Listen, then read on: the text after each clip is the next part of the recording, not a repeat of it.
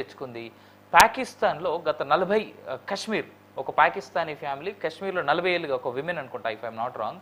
పాకిస్తాన్ నుంచి వచ్చి కశ్మీర్‌లో సెటిల్ అయ్యి 40 ఏళ్లుగా ఉంటూ 23 ఏళ్ళు ఆర్ 24 ఏళ్లుగా కశ్మీర్ పోలీస్ డిపార్ట్మెంట్‌లో కూడా సర్వ్ చేస్తున్నారు వాళ్ళు.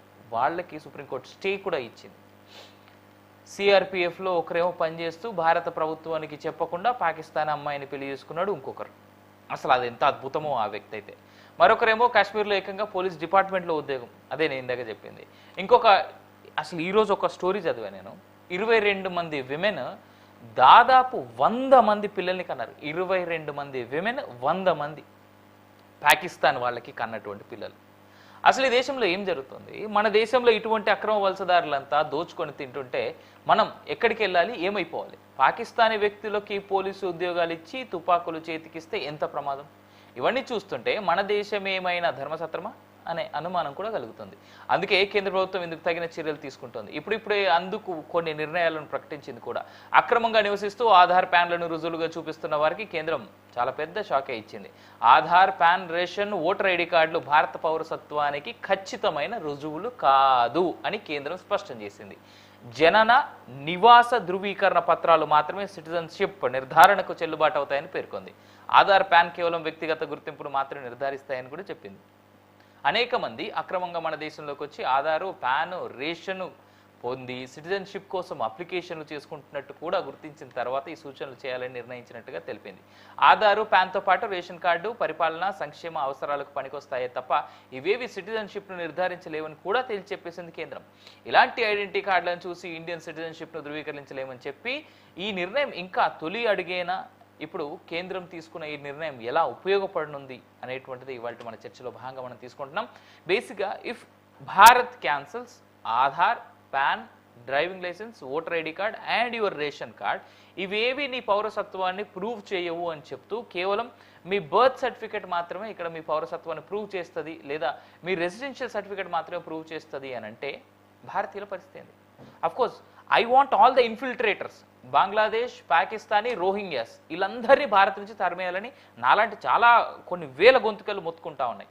ఇదే అంశాన్ని మాట్లాడదాం. మనతో పాటు జాయిన్ అవుతా ఉన్నారు వీరేంద్ర యాదవ్ గారు ఫ్రమ్ బీజేపీ, అదేవిధంగా బషీర్ అహ్మద్ గారు ఇండియన్ యూనియన్ ముస్లిం లీగ్ ఏపీ అధ్యక్షులు, అదేవిధంగా కత్తి వెంకటస్వామి గారు ఫ్రమ్ కాంగ్రెస్, వీరేంద్ర యాదవ్ గారు from BJP and Murali Manohar గారు from as an analyst join అవుతా ఉన్నారు. ముందుగా వీరేంద్ర యాదవ్ గారి దగ్గరికి వెళ్దాము. బట్ ఆయన దగ్గర కంటే వెళ్ళే కంటే ముందు బషీర్ అహ్మద్ గారి దగ్గరికి వెళ్దాం.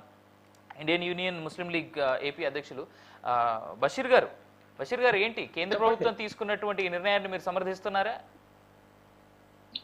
ఇప్పుడు ఆధార్ కార్డు, పాన్ కార్డు, ఈ ఇతరత్ర రేషన్ కార్డులు ఇవేవి పౌరసత్వానికి గుర్తింపు కాదని కొత్తగా ఈ ప్రభుత్వం చెప్పాల్సిన అవసరం లేదు. అది గతంలోనే ఉంది. మీరు ఆధార్ కార్డు మీద చూసేటట్టయితే గనక ఇది కేవలం గుర్తింపు కార్డే కానీ ఇది పౌరసత్వ కార్డు కాదని చెప్పి రాసి ఉంటుంది. కాకపోతే ఈ బీజేపీ ప్రభుత్వానికి ఏంటంటే ఉన్న ఒక ఇది ఏదైనా ఒక చిన్న పని కనుక చేస్తే గతంలో జరిగిన పని అయినా సరే ఇప్పుడు వీళ్ళేదో ప్రస్తుతం కొత్తగా చేసినట్టుగా ప్రచారం చేసుకోవటం, ఈ డబ్బాలు కొట్టుకోవటం, దాని తర్వాత అది విఫలం అయిపోవటం అనేది సర్వసాధారణంగా మనం అనేక విషయాల్లో చూస్తున్నాం. అందులో భాగంగా ఇది కూడా అలాంటిదే అని చెప్పేసి నేను భావిస్తున్నాను. ఇప్పుడు వాస్తవంగా పహల్గామ్ లో దాడి జరిగింది. పహల్గామ్ లో ముష్కరులు వచ్చారు, మన భారతీయుల్ని చంపారు. భారతీయుల మధ్య మతపరమైన విభజనని తీసుకురావడం కోసం గాను వారు చేశారు. దీని వెనుక ఇది చేయడం వెనుక ఏ కుట్రకోణం ఉంది, ఏముంది అనేది కూడా మనం ఆలోచించాల్సిన అవసరం ఉంది. ఎన్నికలు వచ్చినప్పుడే ఇలాంటి దాడులు ఎందుకు జరుగుతున్నాయి అన్న కోణంలో కూడా మనం విశ్లేషించాల్సిన అవసరం ఉంది. కానీ ఇప్పుడేం జాతీయ ఎన్నికలు లేవు కదా, ఇప్పుడేం జాతీయ ఎన్నికలు లేవు. ఏమన్నారండి? ఇప్పుడు ఏమి జాతీయ ఎన్నికలు లేవు కదా, బీజేపీకి ఏదో ఓట్లు పడతాయి లేదా సీట్లు పెరుగుతాయి. బీహార్ లో ఎన్నికలు ఉన్నాయి కదా. సరే ఒక స్టేట్ కోసం కాశ్మీర్ లో అరేబియా నుంచి రాగానే ఎక్కడికి వెళ్ళారు? నేరుగా బీహార్ కండి. బీహార్ లో ఎన్నికల సభలో విలాసవంతంగా నవ్వుతూ హ్యాపీగా మాట్లాడారు. బషీర్ గారు నేను స్టార్టింగ్ లో మిమ్మల్ని ఆపుతున్నాను. ఉగ్రదాడి జరిగింది కదా అని చెప్పేసి భారత్ లో జరగాల్సినటువంటి మిగిలిన ప్రక్రియలు జరగకుండా కేవలం మోడీ గారు ఏడ్చుకుంటూ ఢిల్లీలోనే కూర్చోవాలనేటువంటిది మీ ప్రక్రియనా, మీ భావన? మిగిలిన అన్ని జరగాలి కదా. అఫ్కోర్స్ ఓ వైపు ఉగ్రదాడికి సంబంధించినటువంటి కౌంటర్ అటాక్ అనేటువంటిది ప్రిపేర్ అవుతా ఉంది, ఇంకోవైపు భారత్ లో జరగాల్సినటువంటి ఎన్నికల ప్రొసీజర్ వేరే స్టేట్స్ లో జరగాల్సింది ప్రిపేర్ అవుతా ఉంది. అంటే భారత్ కి సంబంధించి ఉగ్రదాడి జరిగింది కదా అని చెప్పేసి ఇప్పుడు పాకిస్తాన్ ఏ విధంగా అయితే మిగిలిన అన్ని పనులు ఆపుకొని 5,000 కోట్లు ఇవాళ ఆర్మీకి ఇచ్చుకొని వాళ్ళు అక్కడ కూర్చొని ఉన్నారు, ఓ పక్క అడక తింటా ఉన్నారు, అదే పరిస్థితికి భారత్ రావాలనా మీ ఉద్దేశం? రెండు అంశాలు ఉన్నాయి. ఆయన ప్రధానమంత్రిగా వ్యవహరించేటట్టయితే కనుక సంఘటన జరిగిన చోటుకి వెళ్ళాలి, బాధితుల దగ్గరికి వెళ్ళి వాళ్ళని పరామర్శించి వాళ్ళకి ధైర్యం చెప్పాలి. తద్వారా దేశ ప్రజలందరూ కూడా ఒక భరోసా ఇచ్చినట్టు అయ్యేది. బాధితుల హోంశాఖ మంత్రి వెళ్ళారు కదండి, హోంశాఖ మంత్రి అమిత్ షా గారు వెళ్ళారు కదా, మోడీ గారు వెళ్ళారా, అమిత్ షా గారు వెళ్ళారు కదా. వీరేందర్ గారు నేను మళ్ళీ వస్తా. వీరేందర్ గారు నేను మీతో మాట్లాడిస్తా, ప్లీజ్ వెయిట్. హోమ్ మినిస్టర్ వెళ్లేదానికిను ప్రధానమంత్రి వెళ్లేదానికి తేడా ఉంటుంది. సరే, దీన్నే నేను వైస్ వర్సాగా నేను అడుగుతాను. ప్రధానమంత్రి బీహార్ సభకు వెళ్లకుండా నడ్డానో ఇంకోళ్ళను పంపించి ఉండొచ్చు కదా, మరి ఎందుకు పంపించలేదు? మోడీ గారు ఎక్కడికి ఎందుకు వెళ్ళారు? అంటే ఇక్కడ భారత ప్రజలు ఇంతమంది చనిపోయారు, ఈ అంశం కన్నా రాజకీయంగా మళ్ళీ అక్కడ అధికారాన్ని చేజిక్కించుకోవాలి, బీహార్లో అధికారాన్ని చేజిక్కించుకోవాలి అనే దానికే ప్రాధాన్యత ఎక్కువ ఉంది. కాబట్టి అక్కడికి వెళ్ళిన విషయాన్ని మనం అర్థం చేసుకోవచ్చు. ఇప్పుడు ఈ 10 రోజుల నుంచి 15 రోజుల నుంచి ఒకటే మోత మోయించారు, ఏదో పెద్ద నిర్ణయం తీసుకోబోతున్నారు, పాకిస్తాన్ మీద దాడి చేయబోతున్నారు, పాకిస్తాన్ ని అసలు ఈ పటం మీద లేకుండా భూస్థాపితం చేస్తాం, చున్కే మారిగే, అది షోలేలో డైలాగ్, ఈ డైలాగులన్నీ వచ్చాయి. మరి ఏమైనాయి అవన్నీ? ఇప్పుడు యావత్ ప్రతిపక్షం, యావత్ భారతదేశంలో ఉన్న ప్రతి ఒక్కళ్ళు కూడా మీరు పాకిస్తాన్ ని సర్వనాశనం చేయండి, మేము మొత్తం మీ అనుకున్నాం, మీతో పాటు ఉన్నాం, మీరు ఏ నిర్ణయం తీసుకున్నా దాంతో మేము కట్టుబడి ఉంటాం, పాకిస్తాన్ మీద దాడి చేయండి, పాకిస్తాన్ ని సర్వనాశనం చేయండి అని ముక్త కంఠంతో భారతీయులందరూ కోరుకుంటే మరి ఎందుకు చేయలేదు? అది చేయకుండా ఇప్పుడు ఏం చేస్తున్నారు? ఏనుగును వదిలి దోమను పట్టుకోమని కొంతమందిని వేధించడం కోసం గాను, నువ్వు పౌరుడివి కాదు, నీకు పౌరసత్వం లేదు ఇక్కడ. మరి ముఖ్యంగా ఏంటంటే ఇది మతపరమైన విభజనని, అక్కడ దాడి చేయడం వల్ల మతపరమైన విభజనని ఆ ముష్కరులు మొదలు పెడితే దాన్ని కొనసాగింపుగా ఈరోజు ఈ ఆధార్ కార్డు ఉంటే నువ్వు ఇక్కడ పౌరుడివి కాదు, ఈ పౌరసత్వం నువ్వు తీసుకురా అని చెప్పేసి కొంతమందిని ఇబ్బంది పెట్టడం అనేది సరికాదు. అంటే మొదలు పెట్టేటప్పుడే భారతదేశంలో 2 కోట్ల మంది పాకిస్తాన్ నుంచి బంగ్లాదేశ్ నుంచి వచ్చిన వాళ్ళు ఉన్నారని చెప్పి మీరు చెప్పారు. మీరు 2 కోట్ల మంది ఉన్నారు అని చెప్పడానికి మీరు ఏ అధికారి లేదా ఏ అధికారంతో మీరు ఏ ధృవీకరణతో చెప్పారు? ఎవరు ఆథరైజ్ చేశారు? ఏదైనా సెంట్రల్ గవర్నమెంట్ కానీ యూనియన్ గవర్నమెంట్ కానీ ఏదైనా ఒక ప్రకటన జారీ చేసిందా, ఇదిగో వీళ్ళందరూ ఇంతమంది ఉన్నారు వీళ్ళు అనేది? ఇవి లేకుండా ఇదేదో కాకి లెక్కల్లాగా ప్రజలందరినీ తప్పుదోవ పట్టించడం కోసం గాను, ప్రజల్లో భావోద్వేగాలను రేపెట్టడం కోసం గాను అన్ని కోట్ల మంది ఉన్నారు, ఇన్ని కోట్ల మంది ఉన్నారు అని చెప్పడం అనేది అది కరెక్ట్ కాదని చెప్పేసి నేను భావిస్తున్నాను. అలానే ఎవరో 20 మంది మహిళలు 100 మంది పిల్లల్ని కన్నారు అంటున్నారు. 22 తప్పే ఉంది. 22 I have proofs. I don't speak simple words. No. What I am saying is okay. 22 మంది 100 మందిని కన్నారు, ప్రాబ్లం లేదు. What is your problem? ఇందులో ప్రభుత్వానికి ప్రాబ్లం ఏముంది? ప్రభుత్వానికి కాదు సార్, నాకు ప్రాబ్లం ఉంది. ప్రభుత్వం సంగతి వదిలేయండి. భారతదేశంలో నుంచి వచ్చిందే పాకిస్తాన్, భారతదేశంలో నుంచి వచ్చిందే బంగ్లాదేశ్. అసలు నా లెక్కలో చూస్తే అసలు పాకిస్తాన్ లేదు, బంగ్లాదేశ్ లేవు, అవన్నీ భారతదేశంలోనే భాగాలే. ఇప్పుడు ఇంకొక ఆశ్చర్యకరమైన విషయం ఏంటంటే రాజస్థాన్ ఉంది, రాజస్థాన్ లో రాజపుత్రులు ఉన్నారు. ఆ రాజపుత్రులకి పెళ్లి సంబంధాలు, పెళ్లి బాంధవ్యాలన్నీ ఆ పక్కనే ఉన్న పాకిస్తాన్ తో ఉన్నాయి. పాకిస్తాన్ లో ఒక ఏరియా ఉంది, ఆ ఏరియా మొత్తం డామినేషన్ మొత్తం రాజపుత్రులే. రాజపుత్రులకు సంబంధించిన ఒక రాజు ఉన్నాడు, ఆయన పరిపాలనే సాగుతుంది. ఈవెన్ పాకిస్తాన్ బషీర్ గారు ఒక మాట అడుగుతా నేను. ఇప్పుడు బంగ్లాదేశ్ పాకిస్తాన్ 2 భారతదేశంలో భాగాలనే మీరు అంటున్నారు కదా, ఒప్పుకుంటున్నారు కదా ఆ మాట అయితే మీరు? ప్రభుత్వం ఆగండి. ఇప్పుడున్నటువంటి ప్రభుత్వం ఏదైతే ప్రయత్నం చేస్తుందో, ఆల్రెడీ పాకిస్తాన్ ని కావచ్చు, సరే ప్రస్తుతానికి పాకిస్తాన్ తోనే ఖచ్చితమైనటువంటి ప్రయత్నంలో ఉన్నప్పుడు పాకిస్తాన్కి ఒక్క చుక్క నీళ్ళు ఇవ్వకుండా ఇవాళ అంటే నిన్న సాయంత్రం అనుకుంటా చినాబ్ నది మీద ఉన్నటువంటి డ్యామ్ని కూడా క్లోజ్ చేసి కనీసం చుక్క వాటర్ వాళ్ళకి ఇవ్వట్లేదు. భారత్ ఓవైపు ఇటు బలోచిస్తాన్కి పూర్తి మద్దతు కూడా ఇస్తా ఉంది. రేపో మాపో పాకిస్తాన్ 4 ముక్కలైనా మీరు బాధపడరు, రైట్?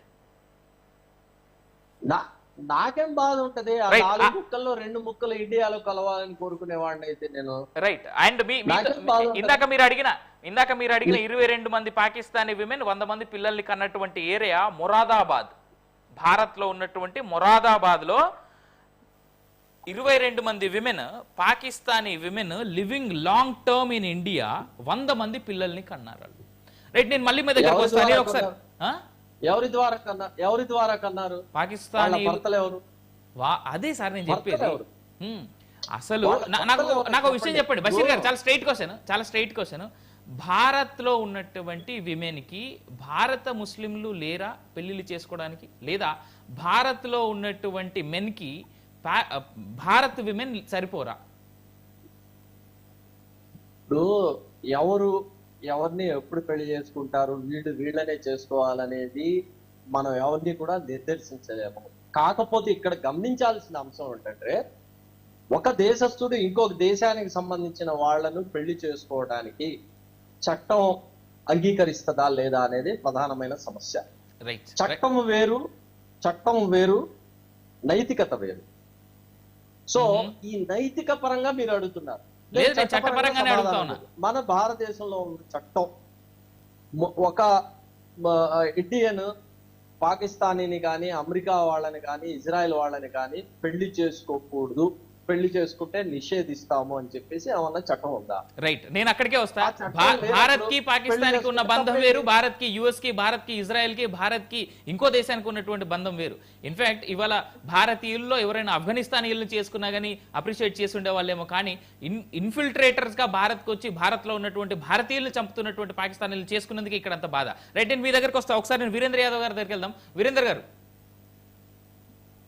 నమస్తే, చెప్పండి సార్. నమస్తే. మీరు విన్నారు ఆల్రెడీ బషీర్ గారు మాట్లాడి విన్నారు. బషీర్ గారు తీవ్ర ఆరోపణలు చేస్తా ఉన్నారు. కేవలం మత రాజకీయాలు మాత్రమే చేసేందుకు మీ ప్రక్రియ మొదలవుతోంది, మీరంతా చేస్తున్నది కేవలం మత రాజకీయాలు అనేటువంటి మాట ఆయన అంటున్నారు. మీ ఆన్సర్ ఏంటి దానికి? ముందుగా ఒకటి, బషీర్ గారు ఏమన్నారు, యుద్ధం ప్రకటించుకుంటున్నారు. యుద్ధం ప్రకటించడానికి నిమిషం పట్టదు. కానీ ఇక్కడ ఏదైతే ఆల్రెడీ డిక్లరేషన్ చేశామో కొంతమంది వ్యక్తులు ఏ విధంగా అయితే మేము వెళ్ళండా బాబు మీ దేశానికంటే మేము వెళ్ళామా బాబు మాకు ఈ దేశమే మాకు అని కాలేయాల్లో పడుతున్నారు. ఎందుకు? అక్కడ తినడానికి తిండి కూడా లేదు. సో ఎటొచ్చి మళ్ళీ ఇండియానే గతే అవుతుంది వీళ్ళకి. సో దానికోసం అని వీళ్ళు ఏమంటున్నారంటే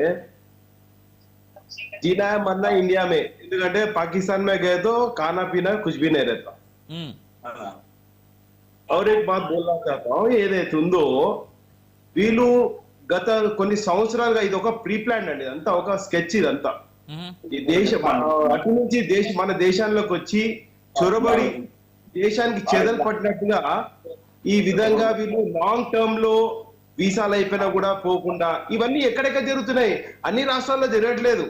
మీరు అది కూడా గ్రహించండి.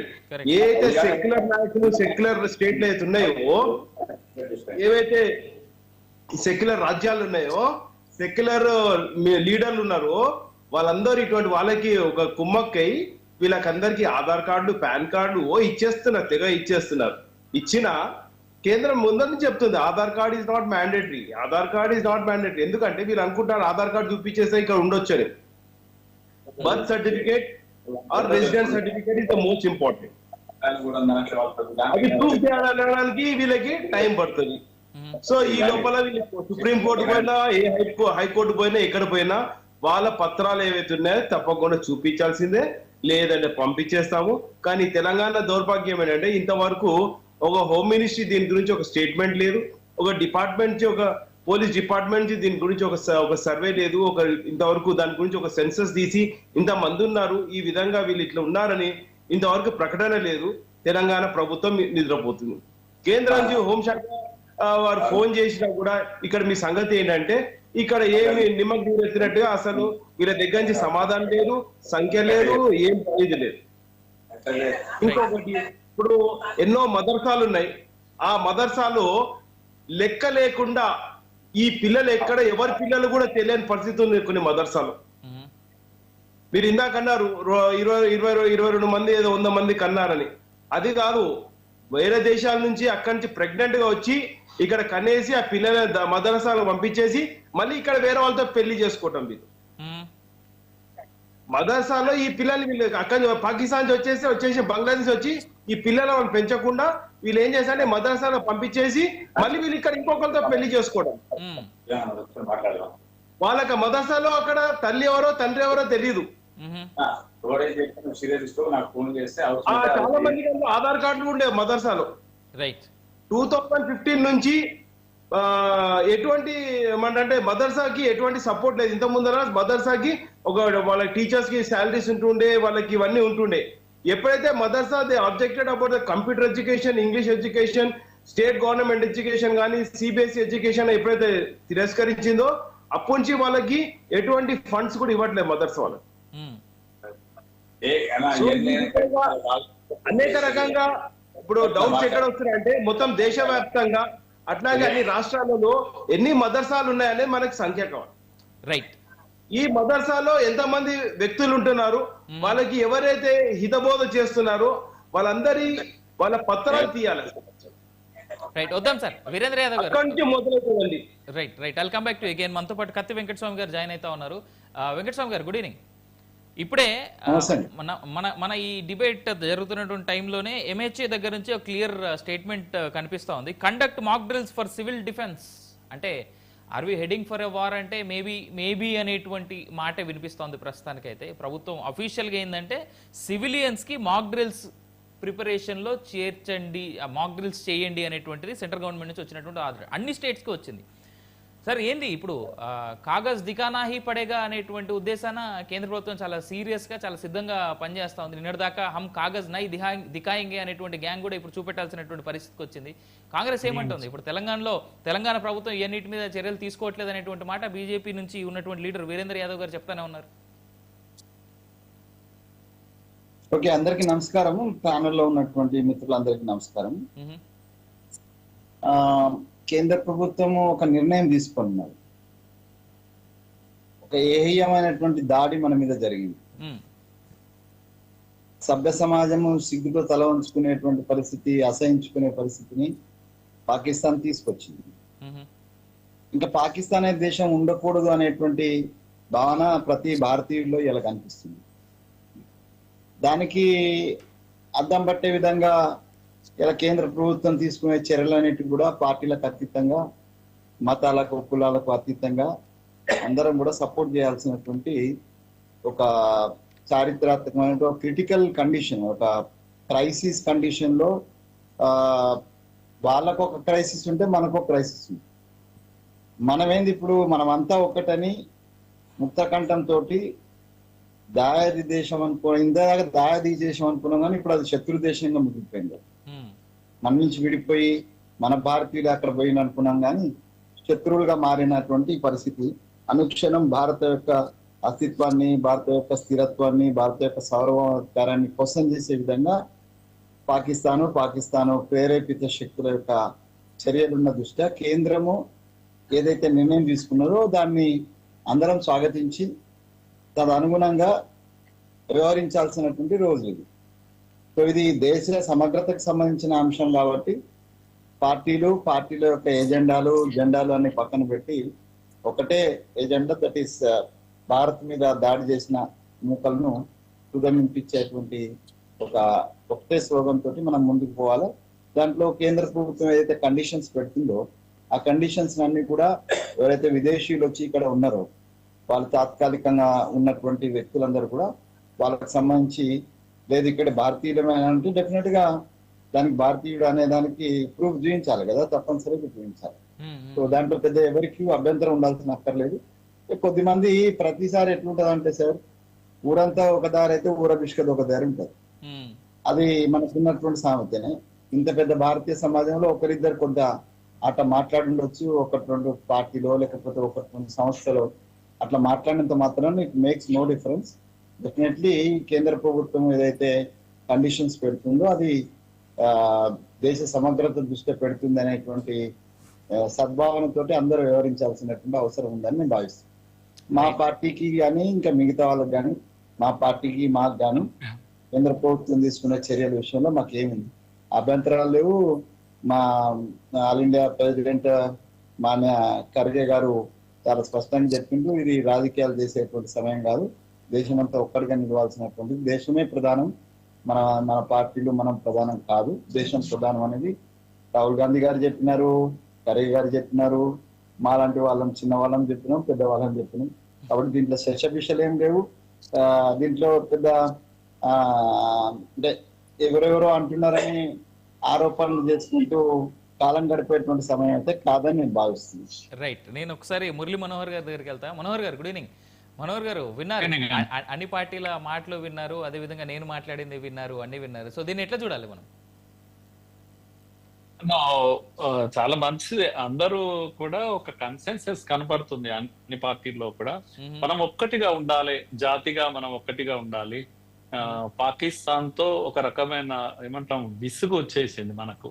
వాళ్ళు చేస్తున్నటువంటి ఈ దాడులు ఏవైతున్నాయి అంటే యుద్ధం చేయలేము మేము కనుక ఏం చేయాలి అంటే దొంగచాటుగా దెబ్బతీయాలి, ఈ విధంగా గొరిల్లా యుద్ధం చేయాలి, ఒక 5 మందిని పంపాలి, 50 మందిని చంపాలి, మళ్ళా కొంత గ్యాప్ ఇవ్వాలి. ఇది ఇండైరెక్ట్ వార్ ఏదైతుందో బాగా రుచి మరిగింది పాకిస్తాన్. ఇది యుద్ధమా అంటే కాదు, మరేంది అంటే రెగ్యులర్ గా రక్తం మన రక్తాన్ని చిందించడం అన్నట్టు. అటువంటిది ఒక అంటే మనకు ఇది ఎక్కువ కాలము భరించలేము కనుక అందరిలో ఇప్పుడు ఏం కనపడుతుంది అంటే ఈ ప్రతిచర్య అవుతుందో చాలా తీవ్రంగా ఉండాలి. మళ్ళొక్కసారి పాకిస్తాన్ అటువంటి ఆలోచన రాకుండా చేయాలని ఒక కసి కనబడుతుంది. ఇది చాలా మంచిది. జాతిగా మనం ఒక్కటై ప్రభుత్వం వెనకాల నిలబడడం, ఏ ప్రభుత్వం అనేది ముఖ్యం కాదు, మన ప్రభుత్వము, మన డిఫెన్స్, మన ఆర్మీ జవాన్లు, అన్ని బలిదానాలకు సిద్ధమైన మన జవాన్ల వెనుక మారల్ గా 140 కోట్ల మంది నిలబడాలి అంతే. ఈ మళ్ళా నిలబడుతూనే మేము అందరము సపోర్ట్ గా ఉన్నాము, కమాన్ గో అహెడ్, ఇంతవరకు బాగుంటది. కానీ ఏం చేశారు, ఇన్ని రోజులైంది, పోజులు పెట్టారు, అక్కడికి వెళ్ళారు, ఇక్కడికి వెళ్ళారు, ఈ నాలుక ట్విస్ట్ చేయడం ఉంటది చూడండి, అక్కడ ఉంటది అన్నట్టు. అసలు మనసులో ఏముంది, కడుపులో ఏముంది అనేది అక్కడ బయటికి వస్తుంది. కనుక ఏ రాజకీయాల్లో ఇవి కనబడుతూ ఉంటాయి. నేను ఒక మాట చెప్తున్నాను, యుద్ధం తీరు మారింది. ప్రపంచవ్యాప్తంగా మనం చూస్తున్నాం. ఉక్రెయిన్ ఎంత దేశం అండి, చిన్న దేశం. రష్యా ఎంత పెద్ద దేశం కదా. ఎన్ని నెలలైంది, ఎన్ని సంవత్సరాలైంది, నెలలు కాదు కదా యుద్ధం అనేది. యుద్ధం అనేది మనుషులు చేస్తున్నారా? అక్కడ మనుషులు కనిపిస్తున్నారా? ట్యాంకర్లు పరిగెత్తుకుంటూ పోయి చంపేసి వేలాది మందిని అట్లుందా? అన్ని రాకెట్స్ వెళ్తున్నాయి, ఆయుధాలు వెళ్తున్నాయి, బుగ్గిపాలు చేస్తున్నాయి, అక్కడ గ్రామాలను లేకపోతే పట్టణాలను ఇది చేస్తున్నాయి. ఈ యుద్ధం నడుస్తుంది. యుద్ధం యొక్క తీరు మారింది. హమాస్ చూశారు, సేమ్ హమాస్ కూడా ఇజ్రాయెల్ మీద వచ్చారు. ఒక ఆదివారము వాళ్ళు పండుగ చేసుకుంటుంటే, ఎంజాయ్ చేస్తుంటే మ్యూజిక్ కన్సర్ట్ మీద దాడి చేశారు. అది 1000 మంది 12,000 మందిని చంపారు, ఎత్తుకుపోయారు. అయిపోయింది. సేమ్ మొన్న పహల్గామ్ లో జరిగింది, అక్కడ జరిగింది. అక్కడ సంఖ్య పెద్దది, ఇక్కడ చిన్న సంఖ్య, అంతే జరిగింది. అదే హమాస్ ఇజ్రాయెల్ మీద చేసిన దాడియే పాకిస్తాన్ ఇక్కడ పహల్గామ్ లో చేసింది. కానీ ఇప్పుడు ఇజ్రాయెల్ ఎట్లా చేస్తుంది? యుద్ధం చేస్తుంది కానీ పరిగెత్తిందా వెళ్ళి అక్కడ ట్యాంకర్లు తీసుకొని? యుద్ధం యొక్క తీరు మారింది. అందుకే ఇప్పుడు ఏం చేశారంటే అందరూ మేము వెనకాల నిలబడ్డాం కదా, ఇంకేం చేస్తున్నాడు మోడీ, ఇంకేం చేస్తుంది ఆర్మీ, ఇంకా తమాషా చేస్తున్నారు. ఇది సరి అయినది కాదు అని నేను అంటున్నాను. మనోహర్ గారు, ఒక చిన్న పాజ్. మీ మాటలు ఇంకా కంటిన్యూ చేసే కంటే ముందు, ఎందుకంటే ఇది ఇన్ డీటెయిల్ గా జరగాల్సినటువంటి ఎనాలిసిస్ కాబట్టి చిన్న బ్రేక్ వెళ్దాం. బ్రేక్ నుంచి వచ్చిన తర్వాత మీ డీటెయిల్స్ మళ్ళీ నేను తీసుకుంటాను, మీ ఎనాలిసిస్ మళ్ళీ నేను తీసుకుంటాను. చూస్తూ ఉండండి. It's an interesting statements and very interesting conversation going to happen. Stay tune.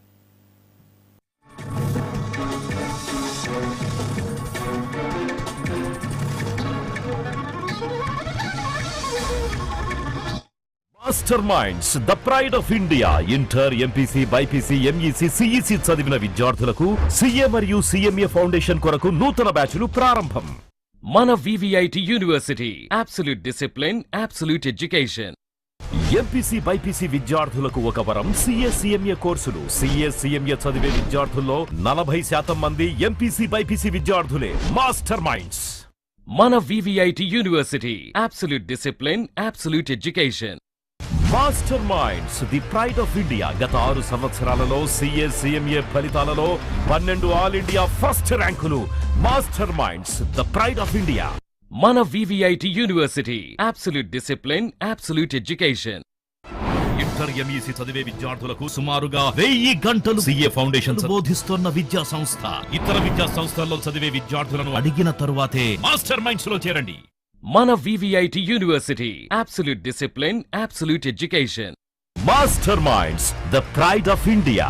Commerce విద్యా చరిత్రలో కని విని ఎరుగని ఫలితాలు కేవలం 6 నెలల్లో. CA కోర్సుల్లో 3 ఆల్ ఇండియా ఫస్ట్ ర్యాంకులు సాధించిన ఏకైక సంస్థ master Minds, the pride of India.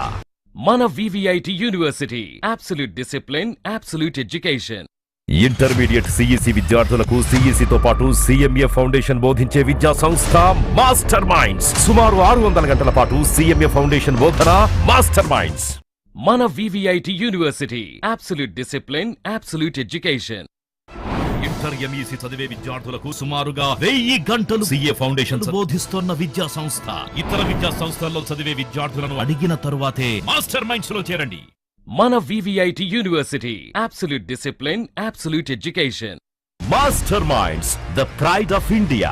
Commerce విద్యా చరిత్రలో కని విని ఎరుగని ఫలితాలు కేవలం 6 నెలల్లో. CA కోర్సుల్లో 3 ఆల్ ఇండియా ఫస్ట్ ర్యాంకులు సాధించిన ఏకైక సంస్థ master Minds, the pride of India.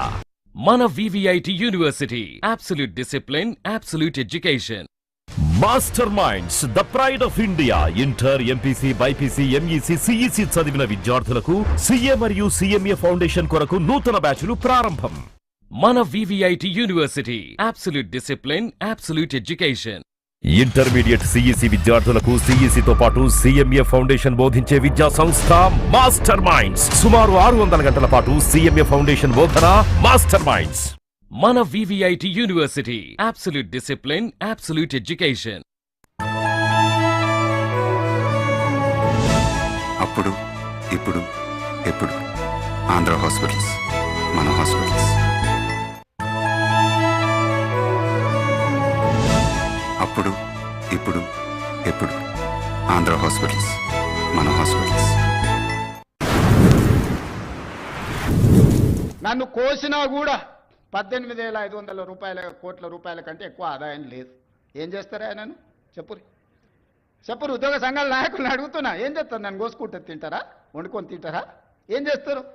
లేదు, ఉన్నదే 18,500 కోట్లు. ఎట్లా పంచుదామో చెప్పండి. ఏది ఆపమంటారో చెప్పండి. వృద్ధాప్య పెన్షన్లు ఆపమంటారా? ఉచిత కరెంట్ ఆపమంటారా? షాదీ ముబారక్ ఆపమంటారా? ఏ ఆపమంటారో చెప్పండి. ఏది ఆపుతారో ప్రజలకు చెప్పండి. అయ్యా మీది ఆపేసి మేము బోనసులు తీసుకుంటాం, మేము జీతాలు పెంచుకుంటాం, మేము అన్ని మేము దినంగా మిగిలితేనే మీకు ఇస్తామని రైతు ప్రజలకు చెప్తా అంటే చెప్పండి. బహిరంగ సభ ఏర్పాటు చేద్దాం, 10 లక్షల మందిని తెస్తా. ఉద్యోగ సంఘాల నాయకులు మాట్లాడండి. మేము ఈ చిట్టి ఇచ్చిన ముఖ్యమంత్రికి దీని ప్రకారం పరిపాలన జరుగుతుంది అనేది ఇదొక మార్గం. లేదంటే 100 రూపాయలు ఉన్న పెట్రోల్ 200 చేద్దామా చెప్పు. ఈ రాష్ట్ర ప్రభుత్వాన్ని నడుపుతున్న నేను కూడా అట్లనే ప్రణాళిక వేసుకొని రూపాయి ఎక్కడ ఖర్చు పెంచకుండా దుబారా మొత్తం తగ్గించి ముఖ్యమంత్రిగా ఎక్కడికి పోయినా నాకు ప్రత్యేక విమానం తీసుకొని పోవచ్చు. ప్రత్యేక విమానం కాదు కదా, మామూలు విమానంలో కూడా ఎకానమీ టికెట్ కొనుక్కొని పోతున్న. విదేశాలు పోతే కూడా ఫస్ట్ క్లాస్ ఏది కావాలన్నా ముఖ్యమంత్రికి ఆ హోదా ఉంటుంది. నేను ఆ టికెట్లు కూడా కొనుక్కోవడం లేదు. చాలా నార్మల్ సామాన్య ప్రయాణికులతో నేను ప్రయాణం చేస్తున్నా.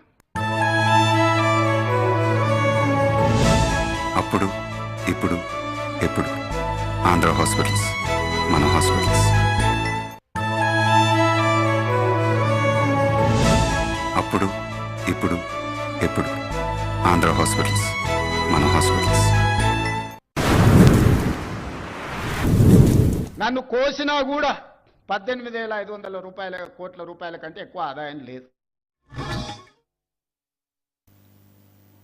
Welcome back. You're watching news 360 7 PM special debate with me Avinash Janagama. అయితే ఇక్కడ కేంద్ర ప్రభుత్వం చాలా క్లియర్గా చెప్తా ఉంది, ఓన్లీ బర్త్ సర్టిఫికేట్.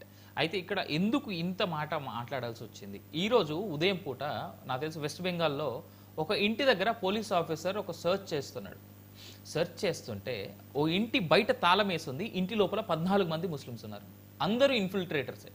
ఇన్ఫిల్ట్రేటర్ అనేటువంటి మాట నేను ఎందుకు అంటున్నా, భారతీయులు కాదు కాబట్టి ఇన్ఫిల్ట్రేటర్స్ అన్నా. రైట్, మురళీ మనోహర్ గారి దగ్గరికి వెళ్దాం. ఎందుకంటే ఇందాక ఆయన మాట్లాడుతుంటే మధ్యలో ఆపేశాను. ఇలాంటి చాలా అంశాలు జరుగుతూ ఉన్నాయి. ఎప్పుడైతే పెహల్గాం అటాక్ గనక జరగకపోయి ఉంటే ఈ భారత ప్రభుత్వం గత 10 ఏళ్ళుగా ఉన్నప్పటి నుంచి అయినా, ఇప్పటికే 10 ఏళ్ల నుంచి పాపం వాళ్ళు చేసే ప్రయత్నం చేశారు, వాళ్ళని తప్పడానికి లేదేమో ఒకానొక దశలో. ఎందుకంటే గత 10 ఏళ్ళుగా వాళ్ళు ఇలాంటివన్నీ ఉన్నాయిరా బాబు అని మొత్తుకుంటా ఉంటే నాలాంటి వాళ్ళు, మీలాంటి వాళ్ళు, చాలా మంది లాంటి వాళ్ళు మీరే మతత్వ రాజకీయాలు చేస్తా ఉన్నారని చెప్పేసి బీజేపీని చాలా పెద్ద ఎత్తున మాట్లాడిన సందర్భాలు కూడా చాలా ఉన్నాయి. I'm not backing BJP or Congress. I'm just trying to say that I am with my country. ముందు నా దేశ ప్రజలకి, నా దేశ పౌరులకి చెందాల్సినవన్నీ వాళ్ళకి చెందాలి, తర్వాత ఇంకెవరికైనా. రైట్, మురళీ మనోహర్ దగ్గరికి వెళ్దాం. సార్, మనోహర్ గారు. నమస్తే అండి.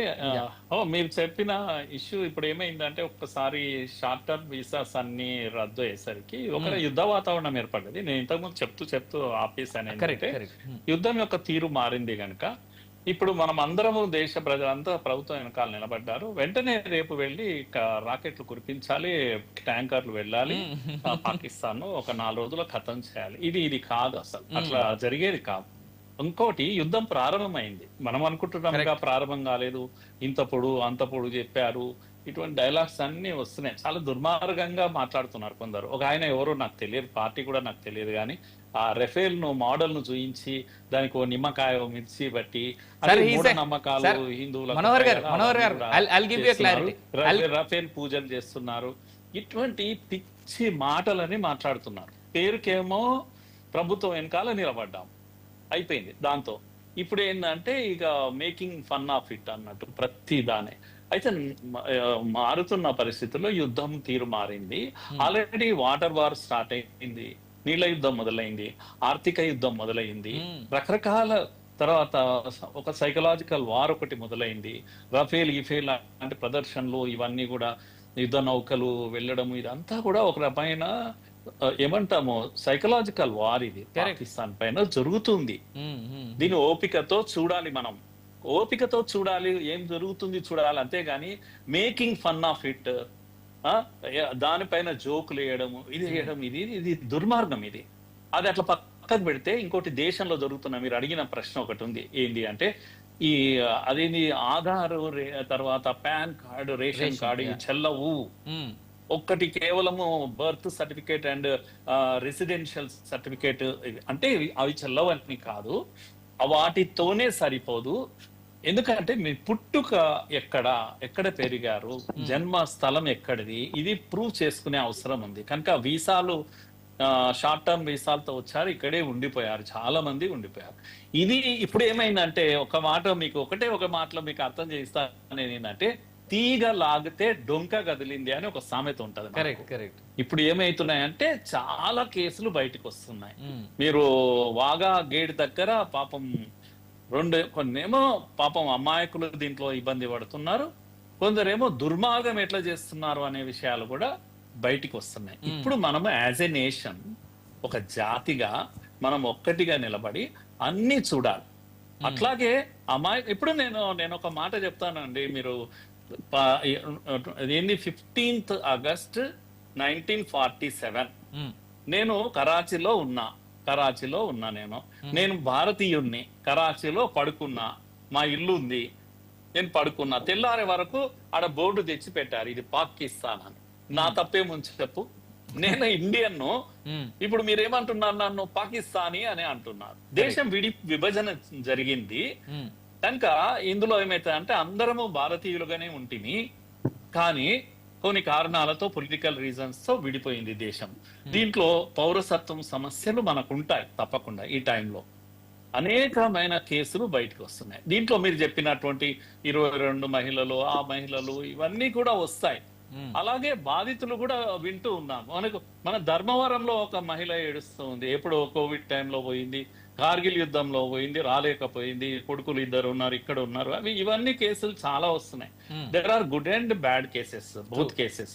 కానీ కాన్స్పిరసీ కేసెస్ వచ్చినప్పుడు, కుట్ర కేసులు వస్తున్నప్పుడు కొద్దిగా ఓపికతో చూడాలి. అట్లాగే నేను 2 ఈక్వల్ గా చెప్తున్నా.